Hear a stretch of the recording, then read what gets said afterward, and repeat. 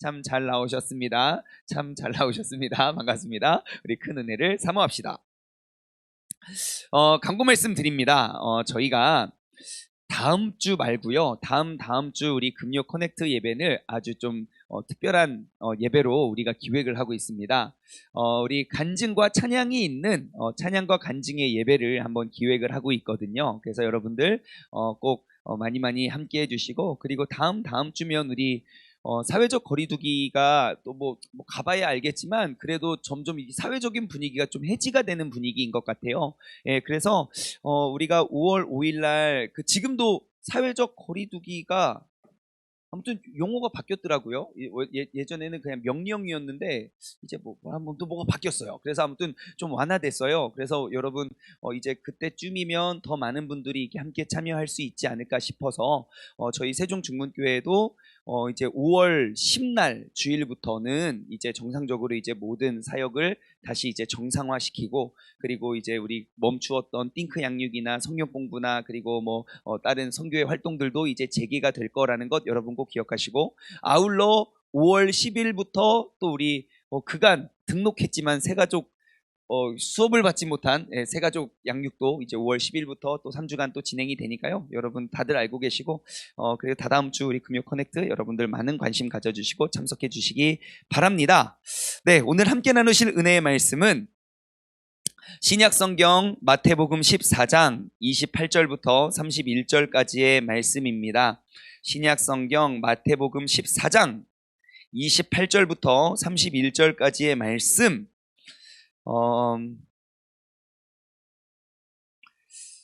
네, 오늘 본문 말씀의 배경은 이러합니다. 예수님께서 우리 모두가 잘 알고 있는 그 오병이어의 기적을 딱 행하시고요. 그리고 이제 제자들을 너무 많은 무리들이 있으니까 먼저 보내시고요. 예수님께서는 혼자 이제 남겨진 채 이제 기도하러 따로 산에 올라가시다가 기도하시고, 예, 그 다음 장면입니다. 그 다음 장면, 그러니까 이제 그 다음 장면, 예, 이제 풍랑이 일어나서 예수님이 막 물 위로 걸어오시는 그 유명한 그 장면입니다. 우리 28절에서 31절까지만 한번 읽어보고 전체적인 이야기를 함께 나눠보길 소원합니다. 함께 합독하도록 하겠습니다. 시작.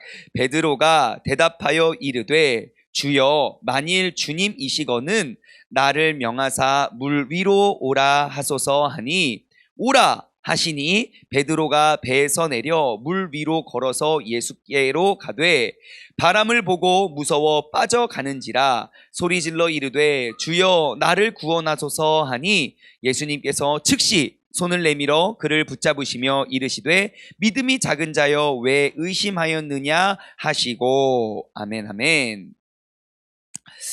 예, 마태복음 14장에 보면요, 이제 우리 모두에게 잘 알려진 내용이고 우리 모두가 이미 잘 알려진 사건들이 등장을 하게 됩니다. 이제 바로 앞서 잠깐 말씀드린 대로 오병이어의 사건과 그리고 예수님께서 그 풍랑 속의 물 위를 걸어가시는 그러한 사건이죠.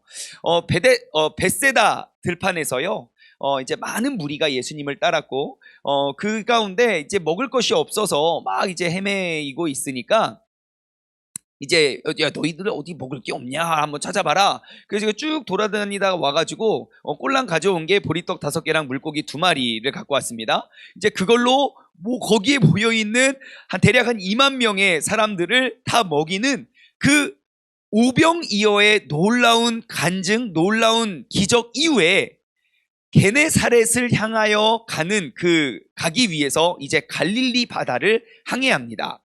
예, 여러분들 아시다시피 이제 그들 모여있는 그런 오병이어의 사건은 굉장히 늦은 시간이었고, 친구들 지금 예배 시간이니까 앉아있어. 앉아서 목사님 얘기 들어봐. 재밌을 거야. 친구들, 장아들, 잘 예쁘게 앉아있어. 여기 앉아있어. 여기 짐 튀기는 자리가 좋은 자리야. 자, 그래서 바다 한가운데서 이제 풍랑을 만납니다. 여러분, 바다 한가운데서 만나는 풍랑이 어떠할 거라는 거 혹시 여러분 생각해 보신 적 있습니까? 이제 항해를 하는 사람들은요, 물때를 잘 압니다. 내가 지금 항해를 해야 될 때이고 해야 할 때인지 하지 말아야 할 때인지. 그리고 내가 지금 나가면 어디 쪽에서 어느 쪽으로 바람이 불 때인지, 이게 밀물의 때인지 썰물의 때인지, 배를 타는 사람들은 그 모든 것들을 조사하고 그리고 출항을 합니다. 그리고 오늘 본문 말씀의 배경을 보면요, 지금 그 지역에 그 동네 이제 이제 뭐예요? 아무튼 뭐예요? 어부 출신의 사람들이 여러 명이기 때문에 그들이 더 잘 알았을 거예요. 예수님이 빨리 무리를 지어서 야 너희 먼저 가라고 했을 때 지금 이제 배를 출항을 시킬 때인지 아닐지는 너무너무 잘 알고 있고, 그때 그 기후에 이상 기후는 늘 없었기 때문에 떠났습니다. 바다 위에 배 한 척이, 그 깜깜한 그 칠흑 같은 어두운 바다 위에 배 한 척이 딱 떠 있는 거죠. 근데 그 가운데 큰 풍랑이 불어옵니다. 그때는 어떠한 거냐면 정말 내가 의지할 곳 하나도 없고 기댈 곳이 전혀 없는 상황이죠. 새카만 바다 위에 누구 하나 부르짖을 것 없고 누구의 손 하나 잡을 것 없는 그 상황.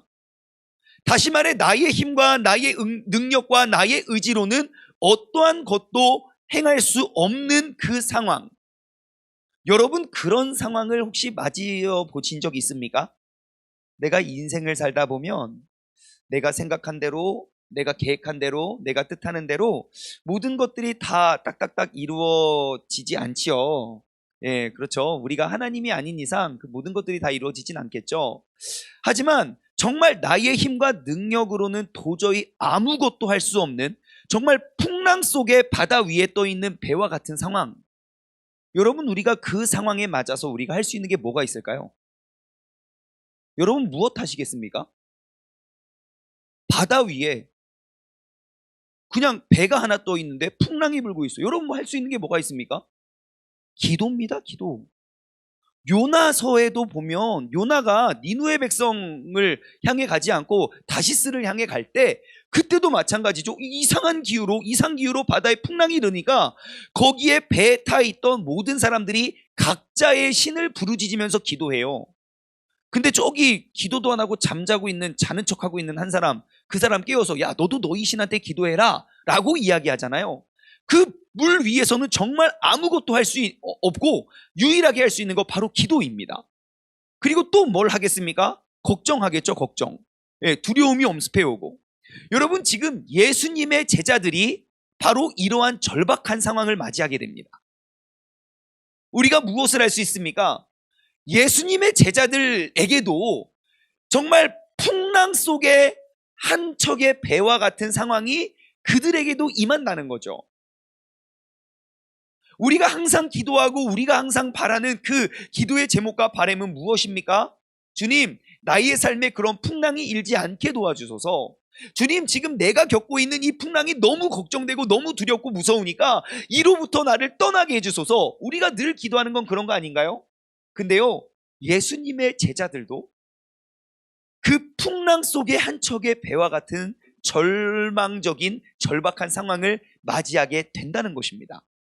그럼 우리가 생각해 볼 것이 있어요. 지금 이 제자들이 어떠한 제자들입니까? 조금 불과 몇 시간 전에 오병이어의 기적을 직접 체험한 제자들 아닌가요? 보리떡 5개와 물고기 2마리로 20명 나눠 먹은 게 아니라, 200명 나눠준 게 아니라, 2000명 나눠준 게 아니라 2만 명의 무리, 대략 남자의 수만 5000명이라고 하니까 그냥 이렇게 여자들과 어린아이와 노인들과 이렇게 함께하면 대략 한 2만 명 정도의 그 큰 무리에게 그 작은 것으로 막 떼어주고 나눠주었던 사람들 아닙니까? 그럼 그 사람들이 그 배 타고 가는 내내 무슨 얘기했을까요? 제자들이 배 위에서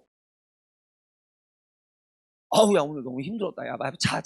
야, 근데 오늘 진짜 대박 신기하지 않아요? 뭐가 신기해? 빨리 자. 여러분, 그랬을 것 같습니까? 여러분들이 12명의 제자가 되어 보십시오. 정말 그 보리떡 5개랑 물고기 2마리 2만 명 모였는데 이것밖에 없는데 갑자기 기도 빡 하고 막 나눠주니까 계속 여러분, 배 타고 가는 내내 그 얘기하지 않았겠습니까? 야, 진짜 예수님 대박 아니냐? 헐. 야, 진짜 와, 내가 나눠주는 데 있잖아. 우리 이게 계속 샘솟는 거야. 그래서 내가 던졌는데 더 많이 생긴 거야. 계속 그런 이야기 하고 야, 나는 더 신기한 거 겪었어. 여러분, 같은 주제에 대해서 12명이 이야기하면요, 점점 이야기는 부풀려지게 되어 있습니다. 그렇죠? 아무리 피곤해도요, 여러분 잠이 오겠습니까, 지금? 와, 얼마나 신기하고 재미있는 이야기를. 야, 봤어? 봤어? 야, 진짜, 야, 예수님 기도할 때 하늘에서 막 진짜 빛이 내려오고 내가 봤다니까. 아, 무슨 소리야? 그 과장 좀 봐. 야, 나 분명히 봤다. 내 눈으로 똑똑해. 막 그러면서 여러분, 제자들이 막 진짜 즐겁게 얘기하고 있었을 거예요. 그때에 바로 안드레가 이렇게 얘기했겠죠. 야, 지금 이 모든 일이 내가 그 보리떡 5개와 물고기 2마리 갖고 와서 그런 거야. 알라면 똑바로 알아. 막 그러면서 서로들 막 과장하고 자랑하면서 그렇게 이야기를 나누면서 그 배를 탔을 거라는 거죠. 그런데 그 배 속에 풍랑이 불어옵니다. 요한복음에 같은 본문을 찾아보면요, 큰 바람이 불어 파도가 일어났다고 기록되어 있어요. 그러니까 그 파도가 일어난 상황, 바다 위에 만난 거친 파도와 바람, 이렇게 생명의 위협을 느끼는 상황 속에 예수님의 제자일지라도 그들의 제정신으로 할 수 있는 것이 아무것도 없었습니다. 그리고 여러분 생각해 보십시오. 지금 이때에 이 제자들이 탔던 배가 얼마나 했을까요? 엄청나게 크고 멋지고 화려한 배였을까요? 그냥 거시기 이런 배였을까요? 아, 모르긴 몰라도 그 오병이어 끝나고 막 갑자기 서둘러서 배 타고 막 야, 빨리 가. 잠시만요. 아, 이거 타면 이제 죽을 것 같은데요. 여러분 제자들이 골랐겠습니까? 아니에요. 그냥 이렇게 타고 갔어요. 누구 벤지는 몰라요. 아무튼 그렇게 그냥 작은 배 위에 그 12명 앉아가지고 막 노를 젓고 가는데 이런 일이 벌어진다는 겁니다. 여러분, 우리가 그럼 이 사실을 통해서 알 수 있는 건 무엇입니까? 아무리 큰 기적, 아무리 확실한 간증의 경험이 있더라도 내 삶에 절박한 어려움이 다가오면 잊어버리는 건 한순간이라는 거예요. 우리의 믿음을 뭐 어디로 돌아가자, 회복하자 막 이런 맨날 외쳐도 내 눈앞에 정말 풍랑 속에 배 한 척 딱 떠 있으면요, 예전이 뭐예요? 불과 몇 시간 전에 주님의 놀라운 기적을 경험했음에도 불구하고 그들의 간증은 없어요. 그냥 한순간 사라집니다. 그 밤에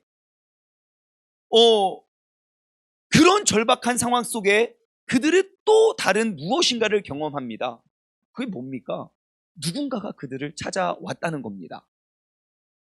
그럼 우리가 또 알 수 있는 건 무엇입니까? 여러분, 우리가 구원의 기쁨을 아무리 크게 경험했다 할지라도 내 자식 속 썩이는데, 내 남편 매일 술 마시고 행패 부리는데, 내가 아무리 큰 은혜를 받고 그 현실과 딱 맞서 싸우면 여러분, 이 은혜 까먹는 거는 당연한 일일 수가 있다는 것이죠. 내 삶의 당면한 어려움 속에서 그 은혜의 감격을 잃어버리는 건 한순간이라는 사실을 여러분 꼭 기억하시기 바랍니다. 예수님께서는요, 바다 위에서 두려워 떨고 있는 제자들의 모습을 딱 보시고 어떻게 예수님이니까 보셨겠죠? 이것들 봐라, 이 믿음이 적은 것들 하면서 예수님이 뭐라고 계십니까? 그 풍랑을 가르시고 물 위로 걸어가십니다. 오늘 본문 말씀 25절 위를 보면요, 조금 위로 올라가면요, 25절에 보면 그때가 몇 시인지 나와 있어요. 자, 그때가 몇 시입니까? 밤 사경에 예수님께서 바다 위로 걸어서 제자들에게 오시니 그래요. 밤 사경이 언제냐면요, 새벽 3시에서 새벽 6시까지거든요. 그러니까 예수님은 그 오병이어 사건을 마치고 그렇게 피곤한 몸을 이끌고 예수님 어디 가십니까? 기도하러 가세요. 언제까지 기도하십니까? 날이 새도록 기도하시는 거예요. 밤새도록 새벽 3시까지 예수님은 계속 기도를 하셔요. 그리고 그 지치고 그 피곤한 몸을 이끌고, 왜냐하면 계속 예수님이 가는 모든 곳에 많은 무리가 따라왔거든요. 그 많은 무리들과 상대하기가 얼마나 피곤합니까? 가르치시고 고치시고 손 내미시고 막 또 많은 무리가 또 쫓겨서 또 도망다니고, 그 일의 연장선상이라고요. 그리고 그 사역을 마치시고 혼자 남아서 새벽 3시까지 기도하신 다음에 또 뭐 하세요? 또 가요. 바다 위를 걸어서. 어떻게 걸어가셨을까? 또 상상을 하게 되죠. 여러분, 예수님 발이 물에 빠졌을까요? 안 빠졌을까요? 성경에 안 나오는 겁니다. 아이씨, 이거 어제 새로 산 신발인데. 여러분, 아마 그러지는 않았을 것 같고요. 물 위를 걸으셨다는 게 공중에 떠서 쇼 있죠, 이게 아이언맨처럼 이게 쇼 이렇게 유유히 서서 이렇게 그것도 좀 아닐 것 같고, 아무튼 예수님이요 그렇게 피곤한 몸을 이끌고 그 풍랑 속에 물 위를 걸어가십니다. 왜요? 왜 예수님은 그렇게 피곤한 몸을 이끌고 왜 걸어가실까요? 물 위를. 왜 그럴까요? 왜요? 말씀하셔도 됩니다. 영상을 통해 보시는 분 댓글 달아주셔도 됩니다. 왜 걸어갈까요? 이유는 단 하나. 내 사랑하는 제자들이 두려워 떨고 있거든요. 내 사랑하는 제자들이 풍랑 속에 죽을 것과 같은 경험을 하고 있거든요. 여러분 보십시오. 이게 바로 예수님의 마음입니다. 그 제자들, 믿음이 없는 그 제자들, 불과 몇 시간 전까지 보리떡 5개와 물고기 2마리로 2만 명의 사람, 대략 2만 명의 사람을 먹이고 놀랍고 신기하고 그 간증 나누던 그 제자들의 연약한 믿음 없음을 보시고 이것들 한번 고생 좀 해봐라 야 이제 막 예수님 막 속 터지면서 막 안타까워하시면서 뭘 합니까? 또 도와주러 가세요. 여러분 그게 우리 예수님입니다. 나의 연약함을 보시고 그 연약한 믿음을 보시고 그 야심한 시각에 그 피곤한 몸을 이끌고 친히 가신다는 거예요. 여러분 오늘 우리의 삶의 상황은 어떠합니까? 여러분 혹시 내가 풍랑 속에 계시나요? 나 믿음 좋은 줄 알았는데 나 여태까지 예배도 안 빠지고 새벽 예배도 금요철이라도 난 나와서 기도했던 사람인데 어려운 일이 딱 터지니까 내 인생에 정말 그 풍랑 속에 돛담배처럼 정말 풍랑 속에 떨고 있는 내 연약한 모습이 딱 느껴지면 여러분 예수님 찾아지십니까? 근데 여러분 꼭 기억하십시오. 내 인생에 그렇게 믿음이 없어 연약하고 나약한 그 순간에 예수님께서는 나를 위해서 풍랑 속에 걸어오시는 분임을 기억하시기 바랍니다. 그럼 우리는 어떻게 해야 되나요? 나를 향해 찾아오시는 그 예수님의 손을 붙잡아야죠. 나의 이름을 부르시는 그 예수님의 음성에 귀를 기울여야죠. 그리고 대답해야 됩니다. 그렇게 힘겹게 풍랑 속에 걸어가시는 예수님의 모습을 보고 여러분 제자들이 어떻게 예수님을 대하는 줄 아십니까? 예? 아까 우리 25절 봤죠? 그 밑에 26절입니다. 뭐라고 합니까? 제자들이 그 배에서 벌벌벌 떨고 있는 제자들이 그 예수님이 바다 위로 걸어오심을 보고 놀라서 당연히 놀라겠죠. 새벽 3시에서 6시 그 깜깜한 배에 막 이게 막 안개도 끼고 막 풍랑 불고 막 으악 하고 있는데 막 저 멀리서 이상한 게 막 이거 걸어와요. 점점점 다가와요. 그때 제자들이 그가 바다 위로 걸어오심을 보고 놀라서 뭐라고 합니까? 유령이야! 하고 무서워합니다. 예수님이 이 땅에 오심을 보고 예수님이 걸어오심을 보고 내가 이렇게 피곤하고 이렇게 힘들게 억지로 왔는데 뭐 하는 말이 뭡니까? 귀신이야! 그러면서 이렇게 막 소리를 지릅니다. 그러니까 27절 예수님께서 즉시 뭐라고 합니까? 걱정 마, 나야, 두려워하지 마. 걱정 마, 나야, 두려워하지 마. 여러분 우리가 이 사실을 통해서 알 수 있는 건 뭡니까? 지금 예수님과 제자들과의 거리가 어느 정도였을까요? 막 저 멀리 안개 사이로 아니에요. 지금 육성으로 대화가 될 정도예요. 제자들의 비명을 예수님이 들을 수 있을 거리, 예수님이 나야 괜찮아 두려워하지 마 라고 했을 때 그것이 들릴 수 있는 그러한 가까운 거리가 되었지요. 여러분 우리가 지금 이 상황, 이 배경을 통해서 우리의 환난 속에서 우리의 믿음의 사람은 어떻게 대처를 해야 하는지 우리가 3가지를 함께 나누어 보길 소망합니다. 여러분 우리의 믿음의 사람은 이러한 환난 속에서 첫 번째 주님을 바라봐야 됩니다. 한번 힘차게 외쳐볼까요? 저녁이니까 주님을 바라보자. 시작. 바라본다. 이 바라봄, 내가 바라보는 것, 그것은 무엇을 의미하냐면요, 내가 앞으로 나아갈 길을 예비하는 것입니다. 제가 수차례 예화를 들었던 건데요. 여러분 우리의 몸이 어디로 움직이는 줄 아십니까? 저희 오래 다니신 분은 다 알겠지만 모르시는 분들이 계셨기 때문에 여러분 우리의 몸이 그냥 막 움직이는 것 같죠? 어떻게 움직이는지 아십니까? 어디로 나아가는지 아십니까? 우리의 몸이 내가 마음에 품는 대로. 여러분 움직일 때 항상 마음에 품고 하십니까? 아니에요. 우리의 몸이 어디로 가냐면요, 그냥 아무 생각 없이 우리의 몸을 계속 움직이면요, 내 눈이 보는 대로 갑니다. 내 눈이 보는 대로 갑니다. 내가 이쪽을 보면 이리로 가고요, 저쪽 보면 저리로 가고요, 이렇게 합니다. 어느 누구도, 예, 어느 누구도 제가 이렇게 그냥 쭉 이렇게 갈 때요, 내가 항상, 운전할 때도 마찬가지죠. 자동차는 운전자가 보는 곳으로 갑니다. 예, 깜빡이를 딱 넣고 일단 핸들부터 틀면 큰일 납니다. 깜빡이를 넣고 내가 왼쪽으로 가고 싶으면 왼쪽을 봅니다. 사이드 밀러도 보고 뒤도 보고 아무것도 없음을 보고 가지요. 여러분, 우리의 인생도 마찬가지입니다. 내가 무엇을 바라보느냐, 우리는 그것을 꿈이라고 말해요. 교회에서는 그걸 비전이라고 그래요. 우리가 바라보고 나아가고자 하는 그 목표를 향해 끊임없이 바라보면요, 우리는 그곳으로 가게 되어 있습니다. 그런데 참 신기해요. 꿈을 꾸는 건 난데 내가 꾼 그 꿈이 내 삶을 이끌어준다는 거예요. 그래서 우리 친구들 다 우리 장아들, 할렐루야, 꿈을 꿔야 된다고요. 그래서 꿈을 뭐가 어디로 나아갈지 모르니까 어디로 나아가면 좋을 꿈을 가지고 우리가 나아가죠. 그런데요, 본문 말씀을 보면 우리의 신앙생활도 무엇을 바라보느냐가 얼마나 중요한지를 말해주고 있어요. 오늘 본문 말씀 28절을 볼까요? 28절.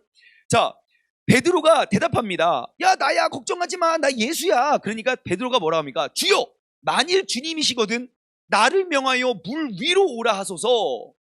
이게 믿음이 좋아 보입니까? 의심이 많아 보입니까? 아무튼 뭐 있어요. 참 특이해요. 예수님이거든 빨리 오세요. 보통 그럴 건데, 만약 예수님이면 나를 물 위에 걷게 하소서.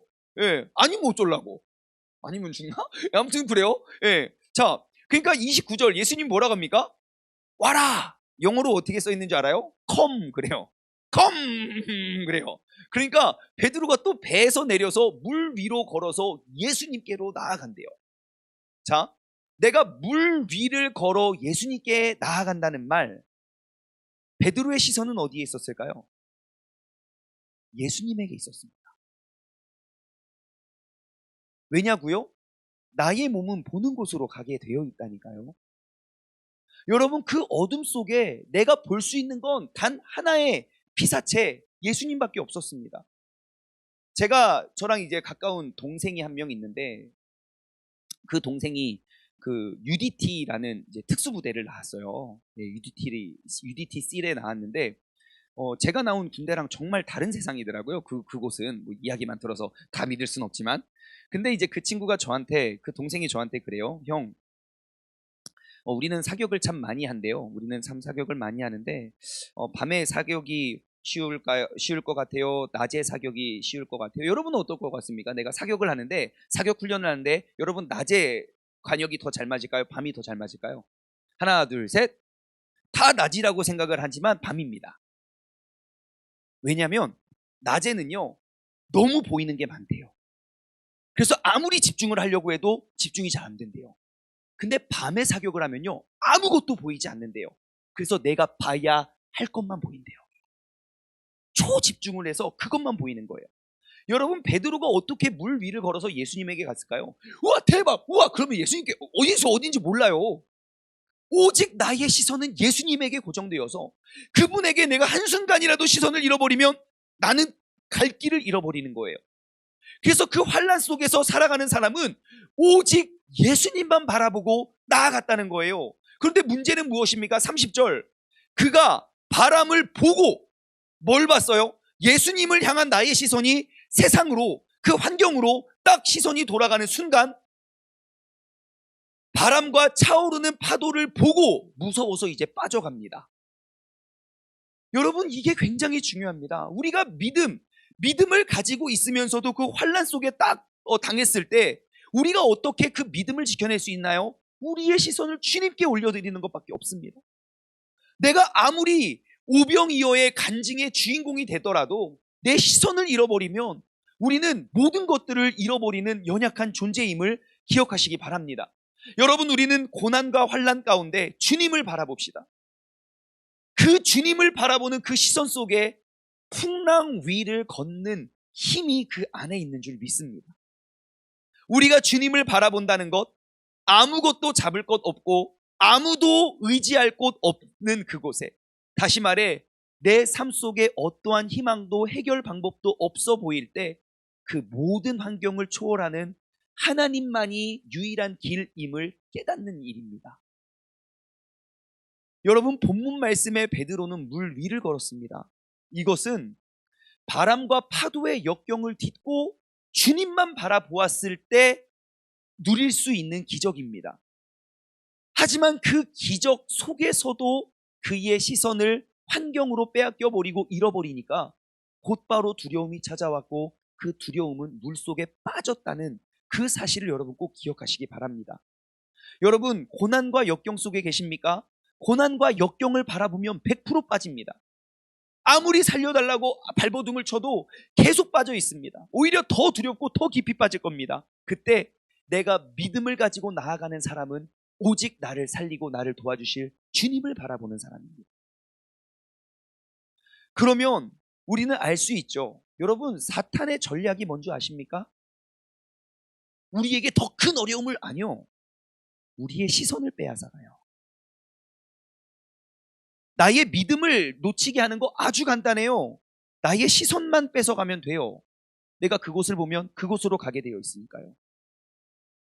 여러분, 우리가 교회에 왔다고 나는 안전지대에 왔으니까 은혜만 다 받고 가야지, 아니요. 신앙생활 해보셔서 알잖아요. 상처는 다 어디서 받습니까? 교회 안에서 받아서 떠나요. 그게 사탄의 전략이에요. 하나님의 말씀이 들리지 않고 그 은혜가 은혜처럼 되어지지 않고, 그리고 우리에게 끝없는 안도감을 주는 거죠. 너 교회 갔잖아, 너 새벽 예배 갔잖아, 저녁 예배 갔잖아, 그럼 할렐루야, 너 됐어. 그래놓고 우리의 시선을 자꾸 다른 곳에 빼앗는 거예요. 아무리 봉사를 많이 하고 아무리 헌신적으로 아무리 열심히 했어도 나의 시선이 주님께 고정되지 않으면 우리는 풍랑 속에 빠져가는 베드로가 될 수 있다는 사실을 기억하시기 바랍니다. 여러분의 시선을 주님께 고정하십시오. 여러분의 삶 속에 어떠한 어려움과 무서운 바람과 그 풍랑이 불어닥칠지라도 끊임없이 주님을 향한 그 여러분의 시선이 여러분을 능히 물 위를 걷게 하게 하는 줄 믿습니다. 제가 본문 말씀을 묵상하면서 이런 생각했어요. 예수님의 그 걸어오시는 모습이요. 여러분 혹시 이런 생각 안 해보셨습니까? 왜 예수님께서는 풍랑 위를 걸어오셨을까? 라는 질문이요. 다 그런 표정을 지어주시면 굉장히 당황스럽습니다. 아니, 이런 생각이 들더라고요. 예수님이 배 위에 올리셔서 뭐 하죠? 풍랑을 잠잠케 하세요. 그럼 내가 예수님이면 풍랑을 잠잠케 하고 걸어갔을 것 같아요. 저만 그런가요? 힘들게 가가지고 잠잠하라. 여러분 같으면 그럴 거 있습니까? 그럼 왜 예수님은 굳이 그 힘든 풍랑을 어렵게 걸어가서 그 다음에 잠잠케 했을까라는 것입니다.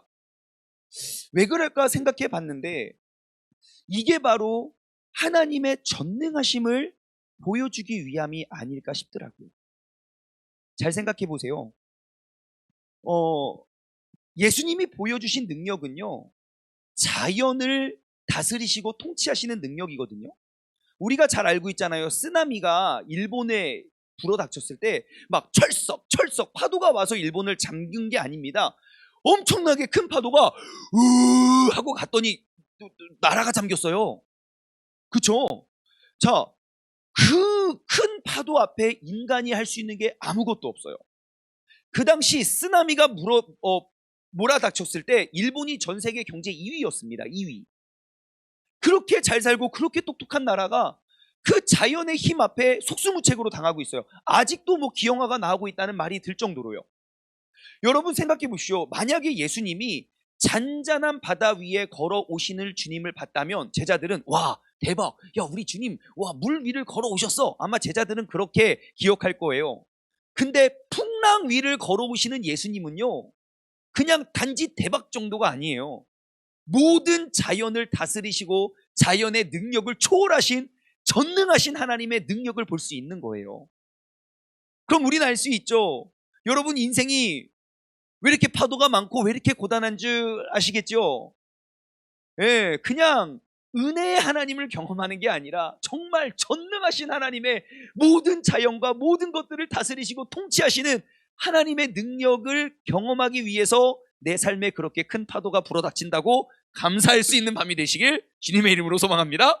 여러분, 주님을 바라보십시오. 바로 그곳에 바다를 다스리시는 하나님의 능력이, 모든 상황과 환경을 초월하는 하나님의 능력이 여러분의 삶 가운데 임하게 될 줄 믿습니다. 여러분, 주님을 바라보십시오. 주님을 바라보매 바다를 걸을 수 있는 능력이 있지만 내 시선을 빼앗기면 우리는 빠지고 맙니다.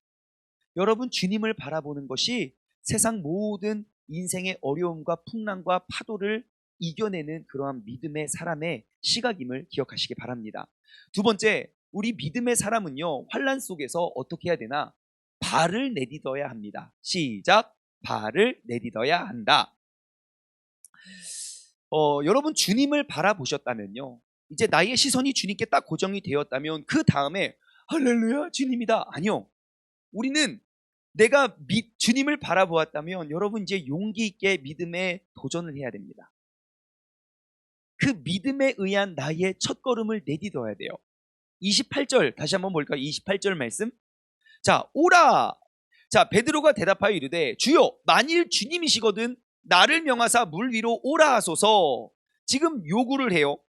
지금 이 사람이 앞에 저기서 그 풍랑 속에, 그 안개 속에 걸어오는, 그 물 안개 속에 걸어오시는 이상한 물체가 누구야? 귀신이야 귀신이야 하니까 저 멀리서 들려오는 그 친숙한 음성, 나야, 나 예수야 라는 그 음성만 듣고 베드로가 뭐라고 합니까? 만약 주님이시거든 나를 명하여 오라 하소서. 그래요. 주님인지 아닌지 확실하지도 않아요. 그리고 그가 배에서 풍랑 위에 내가 지금 죽을 것 같아요? 그럼 바다 위에 가면요, 그건 죽는 거예요. 그런데 그는 주님을 향해 나아갑니다. 그게 진짜 주님인지 아닌지는 모르지만 아마 내가 아는 주님이라면 나는 나아갈 수 있다는 믿음이죠. 지금 베드로가 그 물 위를 걷는 그 걸음은요, 그냥 일반 걸음이 아니라 아무것도 잡고 의지할 것 없는 그런 환난과 두려움 속에 오직 주님만을 바라보고 주님만을 의지하는 한 걸음입니다. 주님을 향한 그 한 걸음, 주님을 향한 그 한 걸음. 여러분, 주님을 바라보면은 우리의 삶에 그 담대함이 따라옵니다. 여러분, 믿음으로 담대하십시오. 그 담대함으로 여러분 인생의 풍랑 위를 걸으십시오. 풍랑 아래에서 나를 도와달라고 말하는 것이 아니라 풍랑 위에 지금 놀라고 두려워하고 있는 제자들 가운데 그 베드로처럼 믿음의 걸음을 행하시기 바랍니다. 오늘날 이 용기가 많은 제자들 가운데 유일하게 물 위를 걷는 제자가 되게 하는 줄 믿습니다. 우리가 주님을 바라봤다면 이제는 담대함으로 그 믿음의 걸음을 내딛으시기 바랍니다. 이것이 주님을 의지하는 진정한 크리스찬의 삶이 되는 줄 믿습니다. 가능한 상황 속에서 우리가 걸어가는 건 믿음 없는 사람도 합니다. 하지만 믿음의 사람이라면 불가능해 보이는 상황 속에서 주님을 바라보고 나아가는 것입니다. 우리 믿음의 선진들의 모습을 보십시오. 여러분, 다윗이 골리앗한테 나아갈 때 뭐라고 합니까? 예? 그냥 이되든 밥이 되든 너를 죽었어 하고 그냥 믿음으로 선포하고 달려.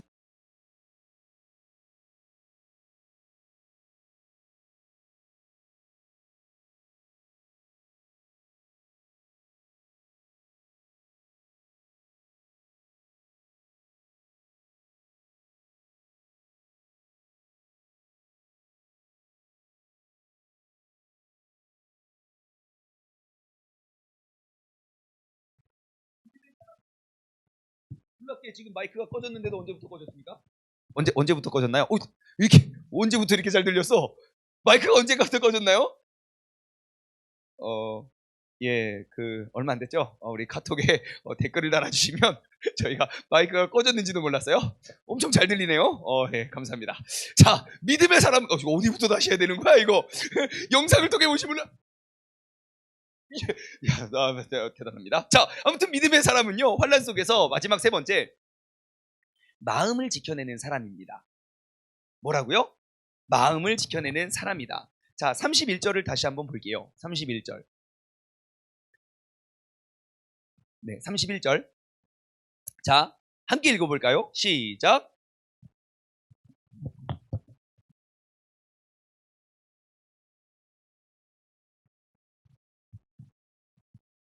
자, 우리가 31절을 딱 읽으면요. 여러분, 이 속에서 우리는 예수님에 대한 은혜와 사랑을 충분히 느낄 수 있어야 됩니다. 예수님께서 즉시 손을 내밀어 그를 붙잡으시며 이르시되 믿음이 작은 자여 왜 의심하느냐 하시고, 자, 왜냐면 예수님께서 베드로의 부르짖음에 예수님이 언제 손 내미십니까? 즉시 손을 내밀어 주십니다. 악! 탁! 이거예요, 이거. 악! 할 때, 베드로! 하고 한참 찾지 않았어요. 악! 탁! 이거. 여러분, 요나서를 보십시오.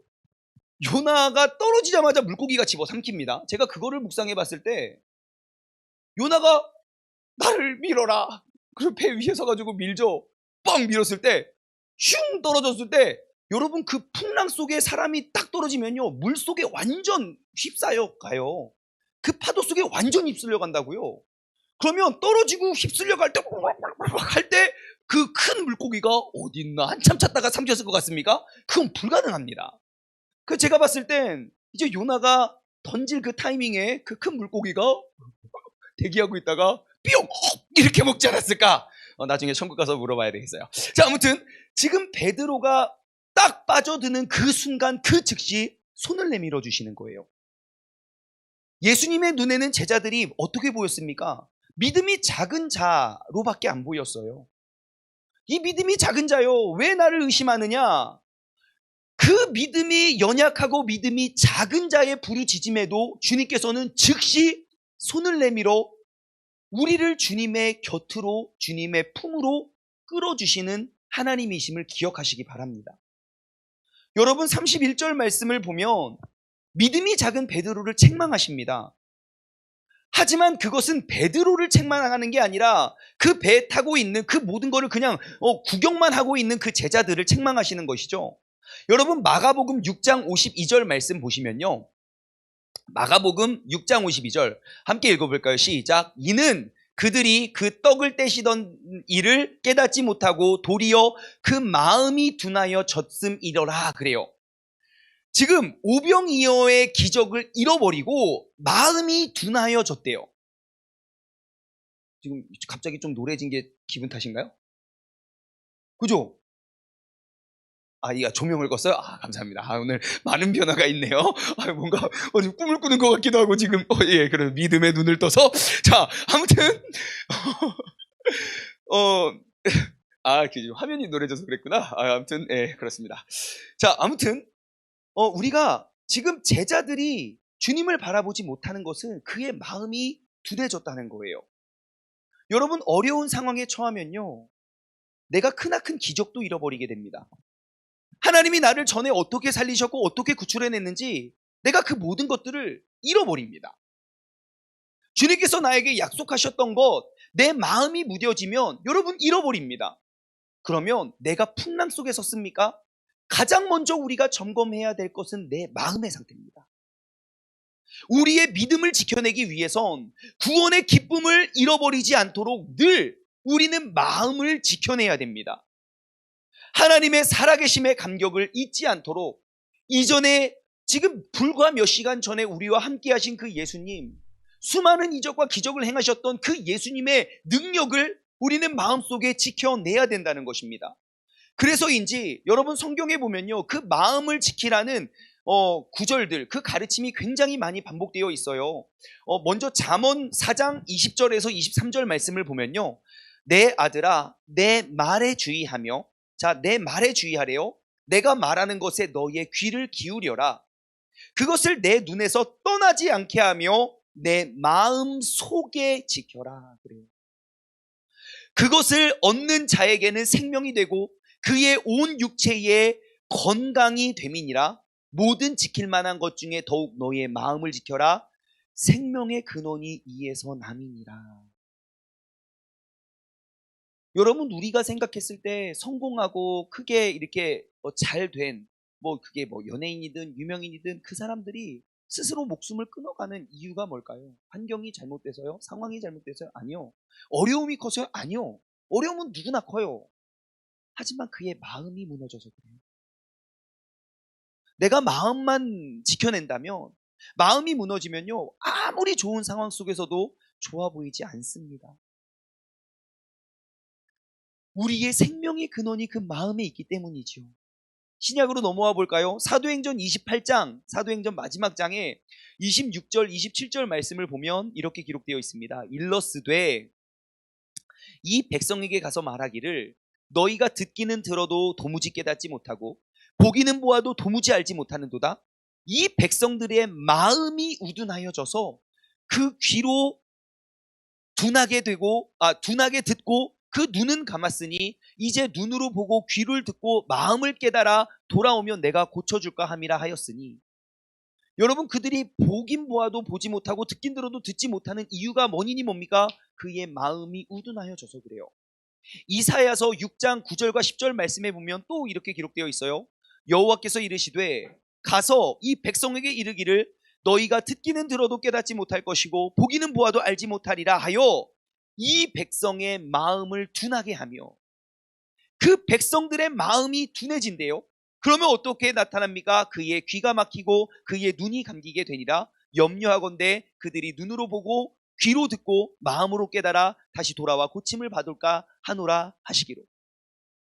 여러분, 신앙생활 가운데 마음이 우둔하여지는 것, 그것은요, 내가 들어도 듣지 못하고 보아도 보지 못하는 것에 있습니다. 그러면 우리가 신앙생활을 함에 있어서 우리가 지켜내고 우리가 집중해야 될 것은 무엇입니까? 우리가 마음을 지켜내는 것이죠. 여러분, 우리가 신앙의 성장은 어디에 있습니까? 우리가 교회 와서 하는 일이 뭡니까? 목사님을 바라보고 설교를 듣는 것 아닙니까? 그런데요, 우리가 마음이 무너지면요, 들어도 듣지 못하고 보아도 보지 못한다는 거예요. 여러분들의 들음 속에, 여러분들의 바라봄 속에 깨달음이 없다면 여러분, 우리의 마음이 혹시 우둔해지고 있지는 않은지 한번 점검해 보시기 바랍니다. 믿음을 가로막는 것, 그것은 어떠한 외부적인 환경이 아닙니다. 지금 주님께서 책망하시는 건, 야, 여기 왜 이렇게 풍랑이 강하게 불어? 야, 여기 왜 이렇게 니네들 왜 이렇게 작은 배를 타고 왔어? 주님이 책망하시는 건 환경이 아닙니다. 너희들의 마음이 우둔해진 것을 책망하십니다. 너희의 마음이 깨어 있었더라면, 내가 한 능력과 기적을 너희가 기억하고 있었더라면 너희는 달랐을 거라는 거죠. 여러분, 믿음은요, 보는 것, 듣는 것에서부터 시작됩니다. 내가 보는 것은 무엇이고 듣는 것은 무엇입니까? 내가 무엇인가 배울 수 있는 입력 도구 아닌가요? 그죠? 내가 봐서 배우고 들어서 배웁니다. 그리고 나에게서 말하고 생각하는 건 뭡니까? 내가 아웃풋이죠. 인풋이 있었으면 나로부터 나가는 것. 근데 무릇 너희의 마음을 지키래요. 자, 그 인간의 원래 마음의 상태는 어떠하냐면요, 마태복음 15장 18절은 이렇게 이야기해요. 입에서 나오는 것들은 마음에서 나오나니 이것이야말로 사람을 더럽게 하느니라 그래요. 우리 인간의 상태는 그래요. 내가 입에서 나오는 거요, 내 마음에서 나와요. 우리 그런 거 있잖아요. 분명히 앞에 한 사람 두고 이야기를 하는데 누가 카톡이 왔어요. 막 답장해요. 그러면 이 사람의 말에 대답을 해야 되는데 이 대답을 이렇게 말할 때가 있죠. 네. 네, 굉장히 다른 생각하다가 아무거나 이야기하고. 그러면 우리가 우리의 마음이 이게 더러워지면 입은 왜 더럽게 할까요? 마가복음 7장 한 군데만 더 볼까요? 마가복음 7장 21절부터 23절 보면요, 봐보십시오. 자, 속에서 곧 사람의 마음에서 나오는 것은 항상 악한 생각, 곧 음란과 도둑질과 살인과 간음과 탐욕과 악독과 속임과 음탕과 질투와 비방과 교만과 우매함이니 이 모든 악한 것이 다 속에서 나와서 사람을 더럽힌대요. 내가 마음을 지켜내지 못하면 이 더러운 것들이 계속 나에게 아웃풋이 되어가면서 나로 하여금 그 죄악을 전가하게 되지요. 그래서 주님께서는 우리에게 말씀하십니다. 너희의 마음이 우둔해진 까닭이다. 무릇 지킬 만한 것 중에 너희의 마음을 지켜라. 여러분, 지난 주일 설교 말씀 기억하십니까? 너희는 세상의 빛이라, 빛이다. 무엇입니까? 우리의 마음과 우리의 삶 가운데 끊임없이 하나님의 인풋이 있어야 이 마음이 정화되지요. 내 마음은 모든 것들이 더럽고 모든 것들이 추악한데요. 어떻게 그 마음에서 정화되어서 빛의 영향을 미치며 빛의 삶을 살아갈 수 있겠습니까? 답은 단 하나. 우리의 마음을 지켜낼 수 있는 답은 단 하나. 우리가 끊임없이 하나님과 나와의 인격적인 관계 속에 올바른 인풋을 끊임없이 사모하고 갈망하여 너희는 주야로 여호와의 말씀을 묵상하는 것이 복이라 말씀하신 그 말씀을 기억하시기 바랍니다. 여러분, 하나님의 말씀을 듣고 하나님의 선한 것을 보며 선한 것을 깨달아 우리의 마음을 끊임없이 단단히 지켜낼 수 있는 여러분 모두가 되시길 주님의 이름으로 축원합니다. 말씀을 맺겠습니다. 여러분, 믿음의 사람은 환난 속에서 주님을 바라보는 사람입니다. 주님을 바라보매 모든 어려움들, 그 모든 풍랑을 이겨낼 수 있는 여러분이 되시기 바랍니다. 여러분, 믿음의 사람은요, 환난 속에서 담대히 믿음의 발걸음을 내딛어야 됩니다. 주님을 바라보고 내 마음속에 그 믿음이 들어오면요, 여러분, 그 믿음대로 행하십시오. 의심하지 말고. 어차피 나는 풍랑 속에 떠있는 배, 한 척의 배 아닙니까? 그 주님을 바라보고 나아가십시오. 그리고 믿음의 사람은 그 모든 환난 속에서 내 마음을 끝까지 지켜내는 사람입니다. 마음을 지켜내지 못하면 아무리 상황이 좋아도 우리는 정말 지옥 같은 삶을 살지만, 마음을 지켜낸 인생은요, 정말 지옥 같은 환경 속에서도 천국을 살아갈 수 있는 그런 믿음의 사람이 되는 것. 여러분, 우리의 신앙 곧 여러분의 생명을 지킴과 같습니다. 우리가 주님을 바라보고 우리의 마음을 지켜서 우리가 살아가는 그 세상 속에 믿음의 발자취를 남겨갈 수 있는, 주님만 바라보고 풍랑 위를 걸어갈 수 있는 그러한 믿음의 사람이 되기를 주님의 이름으로 축원합니다. 우리 이 시간 함께 기도하며 나아가길 원해요.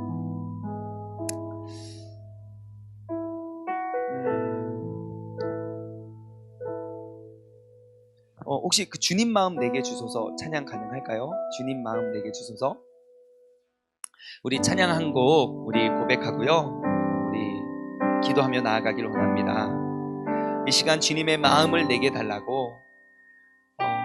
찬양의 가사말은 그렇습니다. 보소서 주님 나의 마음을요, 선한 것이 하나도 없습니다.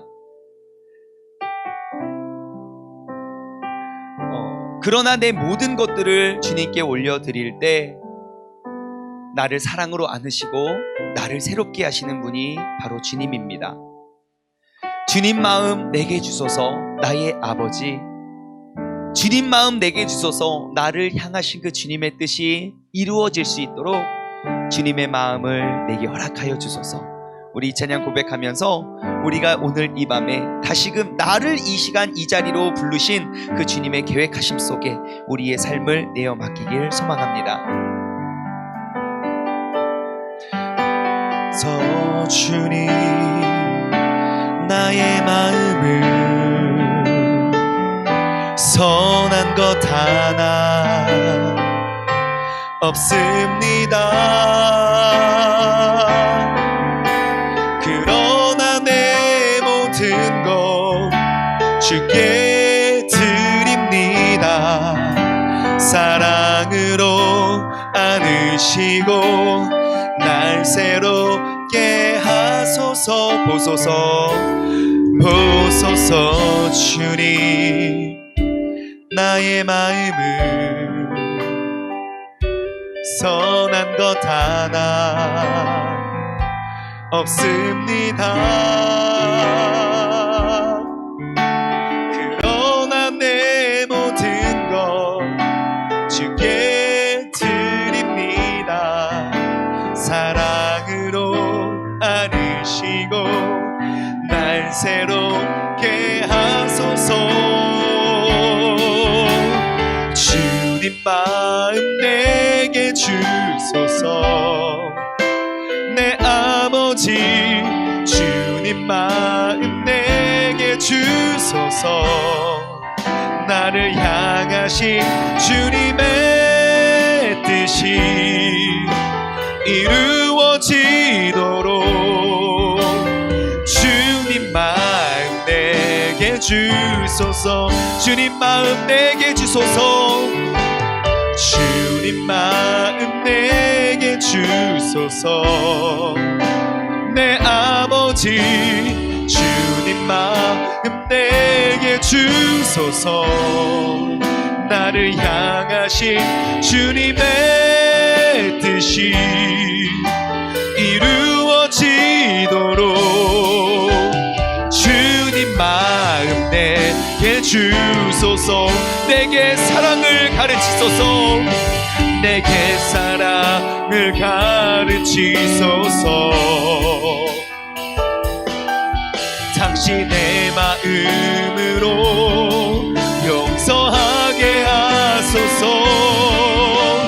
주의 성령 내게 채우사 주의 길 가게 하소서. 주님 당신 마음 주소서. 주의 성령 내게 채우사 주의 길 가게 하소서. 주님 당신 마음 주소서. 주님 마음 내게 주소서. 내 아버지 주님 마음 내게 주소서. 나를 향하신 주님의 뜻이 이루어지도록 주님 마음 내게 이 시간 다같이 우리가 합심하며 기도하기를 원합니다. 주님, 이 시간 내가 바라는 것 주님의 마음입니다.